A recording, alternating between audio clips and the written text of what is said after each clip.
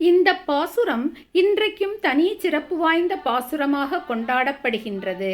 ஸ்ரீரங்கம் அரங்கநாதனையே மணந்து கொள்ள வேண்டும் என்ற நோக்கில் 26 நாட்கள் விரதமிருந்த ஆண்டாளுக்கு நோன்பு முடியும் தினத்தில் ஸ்ரீரங்கநாதன் உன்னை என்னோடு இணைத்துக் கொள்வேன் என்று வாக்குறுதி கொடுத்த நாளாக புராணங்கள் கூறுகின்றன.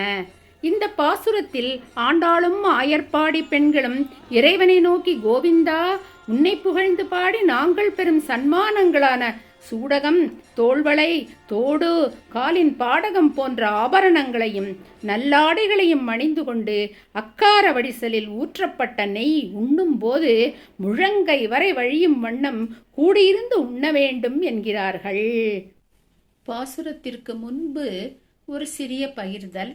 இன்று கூடாரவல்லி நாள்.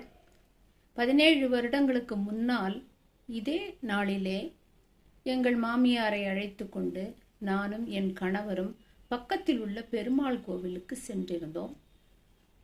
மாமியாரும் நாங்களும் சுவாமி தரிசனம் செய்து கொண்டிருந்தோம். அர்ச்சகர் பூஜை செய்து கொண்டிருந்தார்.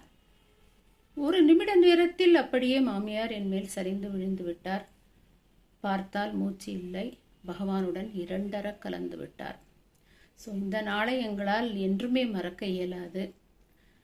அவர் தினமும் மார்கழி மாதத்திலே எல்லா நாட்களுமே காலையில் எழுந்து 4 மணிக்கு எழுந்து குளித்து திருப்பாவை ஸ்லோகங்கள் எல்லாம் சொல்லிவிட்டு பக்கத்தில் உள்ள கோவிலுக்கு சென்று வருவது வழக்கம். பல வருட காலங்களாக இதை அவர் பின்பற்றி வந்தார். அன்றும் அதே போல்தான் காலையில் எழுந்து குளித்து கோவிலுக்கு போய் பகவானை வணங்கிவிட்டு வந்தார். இறைவனடி சேர்ந்து விட்டார். இந்த நாளை எங்களால் என்றுமே மறக்க இயலாது. நன்றி.